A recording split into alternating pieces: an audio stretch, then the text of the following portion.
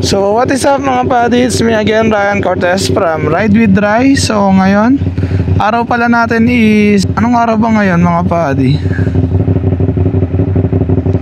Wednesday mga buddy, August 6. Nasa labasan pa rin tayo dahil naghahanap tayo ng lugawan or kung saan ba may masarap na lugaw dito sa amin mga buddy.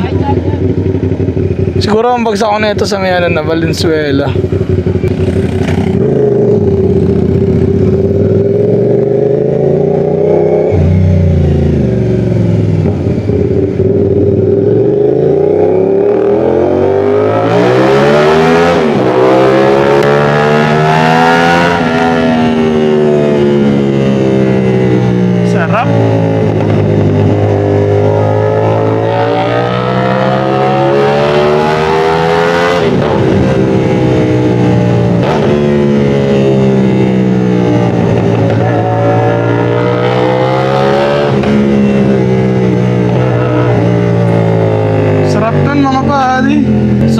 Mga buddy, bali kaya na pa ako nag-crave sa sa lugaw habang nag-edit ako doon sa may desktop ko. Hindi ako makatulog at hindi rin ako makakilos ng tama dahil parang nalalasahan ko habang nakaupo ako yung lugaw.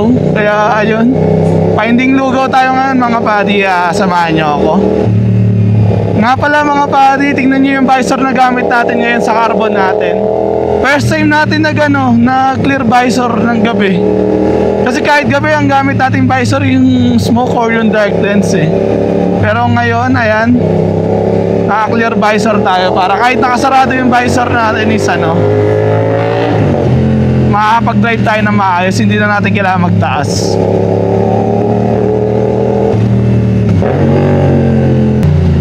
So medyo late na mga buddy, kaya medyo maluwag na yung kalsada. Dito kasi sa SR nakalagay 9:49 pero ang totoong oras mga buddy is, wait lang, pakita ko sa inyo. Ayun, 12:52 na mga buddy. Hindi ko pa kasi naayos yung orasan ko dito sa SR, mali ako. 12:52 na mga buddy, take note. Kaya super luwag na ng kalsada. Ang naisip ko lang na lugawan na may malapit sa amin, kundi dito sa may Old City Hall. Ang naisip ko dun sa may Dambana yung malapit sa Fatima mga buddy. Mas trip ko kasi lugaw doon, masarap yung timpla nila.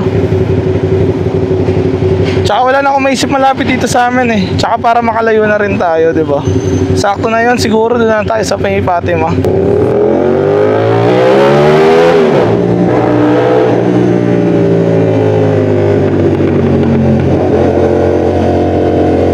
Sarap mga buddy. Luwag na hindi mo na kailangan mag-isip ng traffic. Kaya gantong oras talaga masarap maglibot-libot yung ganda ng bagong McDo dito sa amin mga buddy McDo dito sa may 7th Avenue. Bagong tayo lang yan.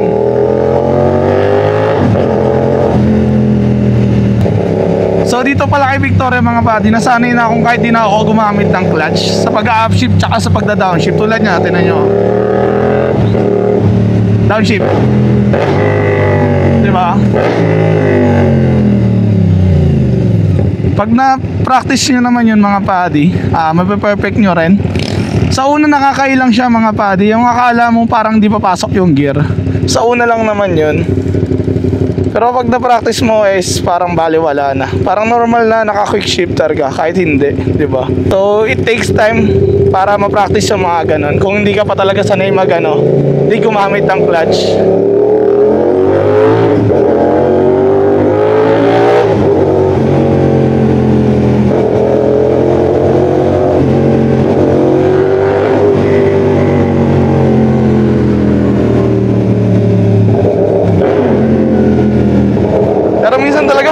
Gumamit ng clutch mga buddy. Ayun kasi nakasanayan natin, di ba? Sarap na talaga magmotor kapag gantong oras mga buddy. Hindi ko rin alam kung bakit, pero mas ganito yung oras ng yung trip na trip ko talagang lumabas. Gawa ng unang-una hindi mainit, di ba? Pangalawa hindi na traffic. Tsaka kung maglilibot ka makakapunta ka agad sa gusto mong puntahan. Dahil ayun nga, wala ganong sagabal sa daan. Yun nga lang, mas delikado lang rin talaga pag ganito nakagabi or ganito nakalate lumabas ng nagmamotor. Yan na yung Adonis mga buddy magkaroon ng ano, extra income. Diretso lang kayo dyan. Naka-primera lang pala tayo, kaya pala sabi ko parang makadyot. Sana talaga bukas yung may ano doon, yung lugawan doon. Kasi doon na doon ko talaga trip kumain eh. Kapag wala pa tayong nakita is, ayun nga, depende na lang siguro, maghanap-hanap na lang tayo ulit mamaya kapag hindi bukas doon. Dito pala sa spot na sinasabi ko.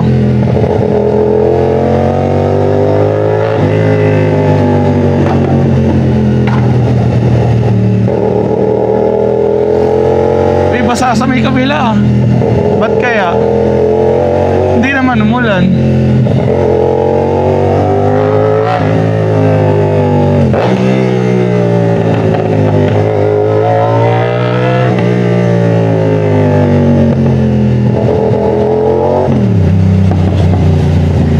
So ayun mga padi, nandito na tayo sa may ano, sa Pabibi. Uy oh, anong mga motor kaya to? Wala bang Aerox B3 dyan mga padi?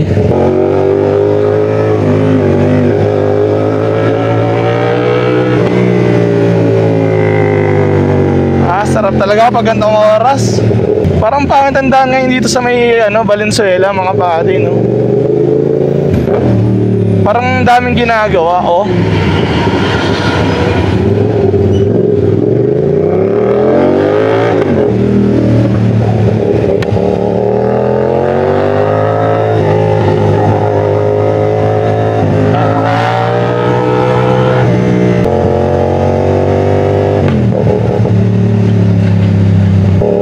Mga padi, malapit na tayo at sana bukas nga yung sinasabi kong spot sa inyo, kasi sayang yung biyahe natin kung sarado yon. Tapos ang hassle pa is maghanap pa tayo ng ibang kakainan na lugawan mga padi, di ba? Ayoko kasi sa may ano, Lugaw Republic, parang di ko trip yung ano, lasa. Di ka tulad dito, sureball ako dito, masarap talaga. Dahil kahit super late na, dito ko rin kami kumakain ng mga tropa tsaka ni Princess dyan. Tsaka kami dumidiretso. Pero sana bukas pa. So ayan mga padi, pag nakita nyo yung Fatima dito, yung Rice Tower, kanan lang kayo, pasok ng Dambana.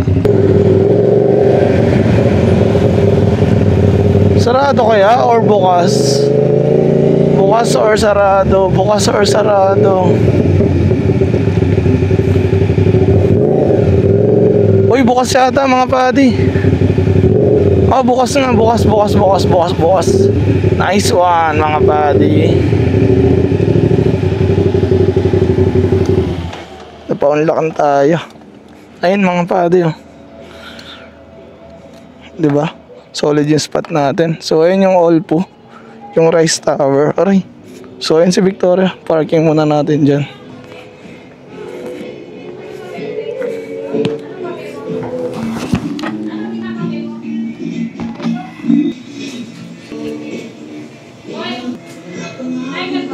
Isang lugaw po. Tsaka isang ano, di po, dine po.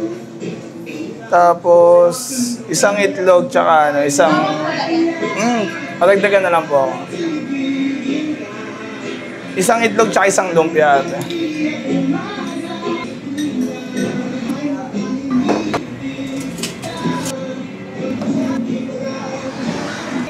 Ayun tayo mga buddy.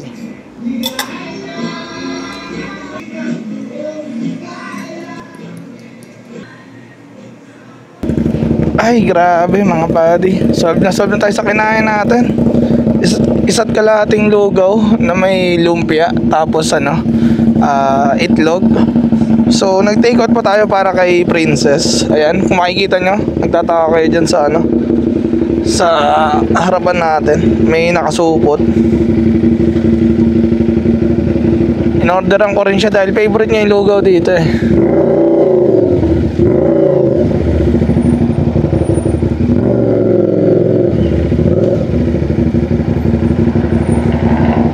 Hirap talaga lumigo pag naka-sports bike mga padi. Ang liit ng turning radius natin. So ayan, success naman tayo at nabusog naman tayo. Nasatisfy na yung cravings natin. Nakapag-uwi pa tayo ng takeout mga padi. Ayun o, in-orderan ko siya ng toko at baboy, itlog, tsaka lugaw. Ayan, favorite niya yan mga padi. Ayan, safety na natin yan. Dahil hindi naman tayo ganun liliko-liko, safety na siguro yan dyan. Ayun o, diba? O dito na lang. Ano mo to kasi magdala ng bag eh. Safety na siguro yan. Hindi naman tayo haharurot. Chill driving lang tayo. So tara mga buddy, maraming salamat sa pagsama nyo sa akin sa midnight trippings natin. Hindi na makakain ni Princess to, kaya panigurado babaunin niya na ng bukas to. Tsaka tinanong ko yung toko at baboy kung paano gagawin kila ate. Hindi naman daw masisira kung mamayang mga alas 9, alas 10 pa naman kakainin. Basta ilagay lang daw sa ref, tsaka initin na lang bukas, diba? So ayun, humingi tayo ng content tips para baka mamaya masira, masayang lang yung binili natin nung pasalubong kay Princess eh. Uy, kapit ka lang dyan ha, wag kang babagsak, putik ka. Kailangan makita ni Princess na buo ka. So kung around Valenzuela lang kayo mga buddy at alam nyo yung lugar na yon, try nyo yung lugawan dun mga buddy, promise. Super mura lang pero quality nung lasa as in. Kaya isipin mo, taga-Arpapa pa ako. Dumayo pa ako dito sa may Valenzuela para lang sa lugaw na yan, di ba? Ganun kasarap yan. O, ipid ganun yung daan doon mga buddy.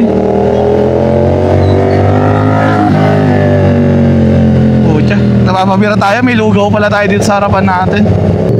Sabihin nila mga buddy, tangin na naka-big bike na yun, no? Inuuna lang yung forma, wala tuloy lalagyanan ng simpleng pagkain. Wala eh, taste pogi talaga pag naka-sports bike mga buddy. At pala dinala ko na lang yung backpack ko, no?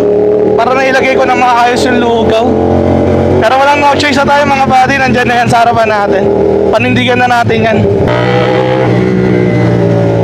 Ay, basa pala dito, putik. Wala sa isip ko.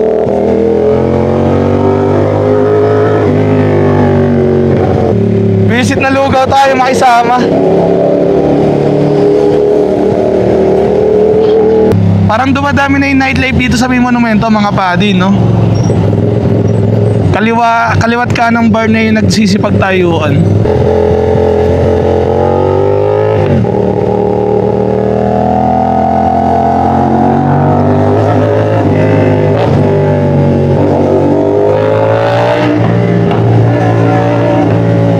Ay, napakasarap talaga mag-ride kapag gantong oras.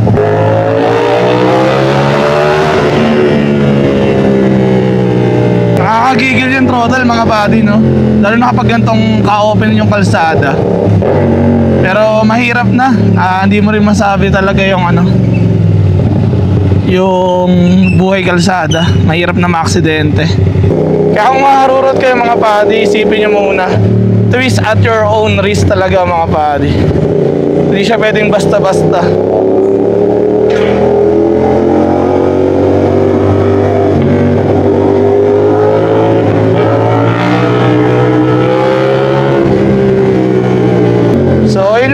Dito natin tatapusin tong vlog na to. Maraming salamat sa inyo sa pagsama sa akin sa pag-food trip natin ngayong gabi. Short vlog lang rin naman to, kaya maraming salamat pa rin talaga sa inyo. At kita-kits tayo ulit sa susunod na vlog mga buddy. Babush and ciao mga buddy. See you sa daan.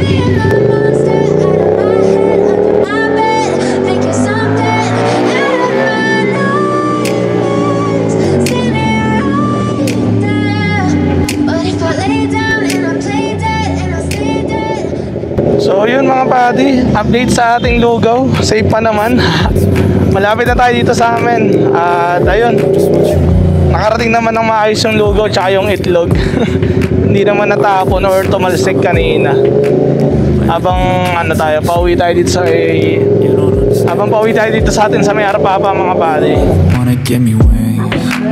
You don't ever wanna set me free. You know I'm addicted to you, and it's twisted, you've been gifted with the evil voodoo. Got me coming back for more, even when I've been screwed. Dolls full of pins, pierce my heart straight through. Nice. So yun mga buddy, goods na goods yung natin, lugaw natin. Ayun o. Safe ba? Nice. Ay.